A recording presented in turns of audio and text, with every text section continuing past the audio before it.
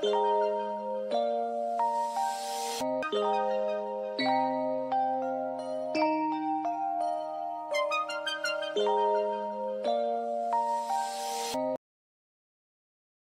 ఓం.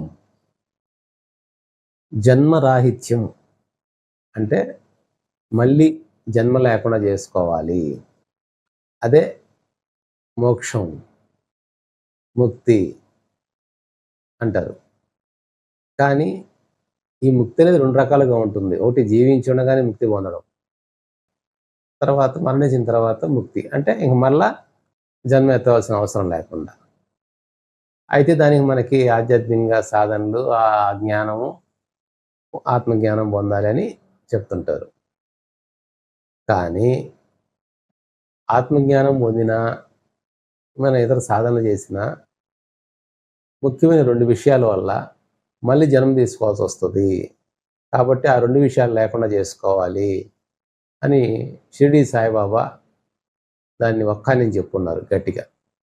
ఏంటయ్యా రెండు విషయాలు అంటే, ఒకటి రుణం, రెండు శత్రుత్వం. ఈ రుణము శత్రుత్వము లేకుండా ఉండాలి మనం జన్మరాహిత్యం చేసుకోవాలి అని అంటే.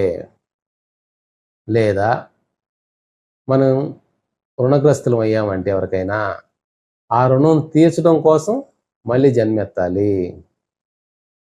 అలాగే ఇప్పుడు రుణం అంటే అప్పు, ఎవరి దగ్గర అప్పు తీసుకున్నారు, ఆ అప్పు ఇచ్చేంత వరకు మీకు ప్రశాంతి ఉండదు. ఎందుకంటే అది గుర్తు చేస్తూ ఉంటుంది, వాళ్ళకి రుణం ఉన్నావు కదా, అప్పు ఉన్నావు కదా అని. అలాగే వారి దగ్గర అప్పు ఇచ్చిన వాళ్ళ దగ్గర కూడా మనం ఆలస్యం చేసామనుకోండి, మనకు తగిన గౌరవం ఉండదు. ఆ విధంగా మనస్తాపం ఉంటుంది.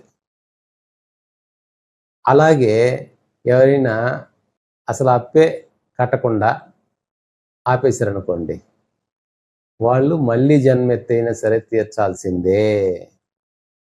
కాబట్టి మనం ఎవరితో ఏ రుణం లేకుండా చేసుకోవాలి.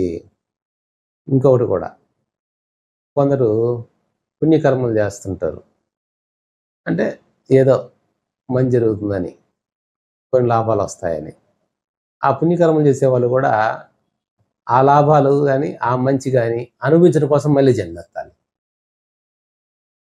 అంటే దీనికి ఇంకా ఎలా అయితే అంటే అదే కదా, కర్మ వల్ల జన్మ, జన్మ వల్ల కర్మ అంటారు.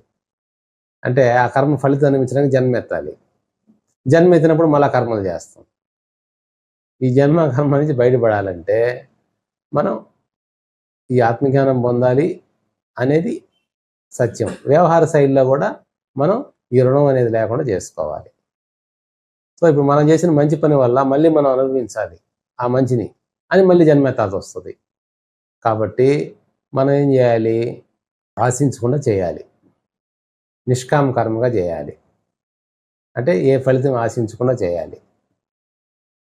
జ్ఞాన మార్గంగా అయింది, ఏది చేసినా కూడా అది నాకు నేనే చేసుకుంటున్నాను అంటే, ఇతరులో చేస్తున్నానంటే ఆ ఇతరులో ఉండేది కూడా నేనే కదా, అంటే ఆత్మపరంగా. సో ఆ భావంతో చేయాలి జ్ఞాన మార్గంలో ఉండేవాళ్ళు. భక్తి మార్గంలో ఉండేవాళ్ళు అయితే నా చేత ఆ భగవంతుడే చేయిస్తున్నాడు, సో నాకు సంబంధం లేదు, నేను చేస్తున్నానే భావం లేకుండా చేసేందువల్ల వాళ్ళు అలా విముక్తి పొందుతారు.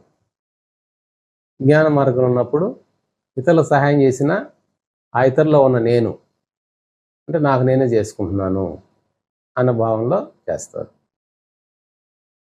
సో మనం జన్మరాహిత్యం కావాలి అనుకున్నప్పుడు కేవలం మనం ధ్యానము, జ్ఞానము అనే కాకుండా వ్యవహార శైలిలో కూడా ఇవి లేకుండా చూసుకోవాలి. అందుకే షిరిడి సాయిబాబు ఈ రెండు విషయాలు బాగా ఒక్కని చెప్పారు. దీనికి సాయి సచరిత్రలో కూడా బసవప్ప, చెన్నకేశప్ప అని ఏదో పాము కప్పగా వాళ్ళు జన్మ తీసుకోవడం, ఈ జన్మలో కూడా వాళ్ళు వైరంగా ఉండడం, అంటే వాళ్ళకి గత జన్మ విషయాన్ని చెప్పుకొస్తారు దాంట్లో. అంటే శత్రుత్వం అనేది కూడా ఉండకూడదు. శత్రుత్వం వల్ల మళ్ళా ఆ శత్రుత్వాన్ని తీర్చడం కోసం మళ్ళీ జన్మ ఎత్తాల్సి వస్తుంది. అంటే ఇప్పుడు ఎవరైనా మనకి ఏదైనా హాని చేశానుకో, వాడు ఈ హాని చేశాడు కదా నాకు అని పదే పదే రిపీటెడ్గా ఉండి మళ్ళీ మళ్ళీ దాని గురించి ఆలోచిస్తుంటాం. వాడికి కనిపిస్తే ఇది చేయాలి, అది చేయాలి అని. లేదా వాడు చేసిన చర్యకి ప్రతిచర్యగా నేను చేయాలి అనేది మైండ్లో ఉండిపోద్ది శత్రుత్వం ఉంటే. ఆ ప్రతిచర్య చేయడం ఈ జన్మలో వీలు పడలేదనుకోండి, మళ్ళీ జన్మెత్తైనా సరే చేయాలి. ఎందుకంటే అది ప్రతిచర్య చేయాలనేది మైండ్లో ఉంది కదా. అందుకోసం ఏంటంటే మనం ఆ శత్రుత్వం అనేది లేకుండా చేసుకోవాలి. అయితే మేమేం చేయలేదయ్యా, అవతల వాళ్ళే మమ్మల్ని శత్రువులుగా చూస్తున్నారు అని కొందరు అంటారు. ఎందుకంటే అది వాళ్ళ మనస్థితికి సంబంధించిన విషయం. మీ మనసులో శత్రుత్వం ఉండకూడదు, అది ఇక్కడ చెప్పేది. మీ మనసులో శత్రుత్వ భావన ఉండకూడదు. వాళ్ళు మీకు హాని చేసి ఉండొచ్చు కాక. సో వాళ్ళ స్థాయిలో వాళ్ళుండే ఆ మైండ్ స్థాయిలో వాళ్ళు అలా ప్రవర్తించారు, అందువల్ల అది నేచరే చూసుకుంటుందని వదిలేశారంటే మీరు చేసే ప్రతిచర్య కన్నా కూడా మీరు వాళ్ళని శిక్షింపదలుచుకుంటారు కదా, దానికన్నా కూడా అధికంగా శిక్షిస్తుంది నేచరు ఎప్పుడైతే మీరు వదిలేస్తే ఆ విషయాన్ని.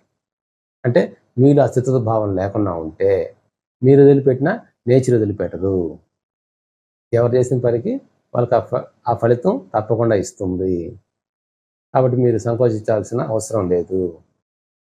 దానివల్ల ఈ జన్మలో మీరు ఆ ప్రత్యర్థి చేయలేనందువల్ల మళ్ళీ జన్మెత్తాల్సి వస్తుంది. కాబట్టి మనం రుణం లేకుండా అలాగే శత్రుత్వం లేకుండా మన వ్యవహార శైలిలో చూసుకోవాలి.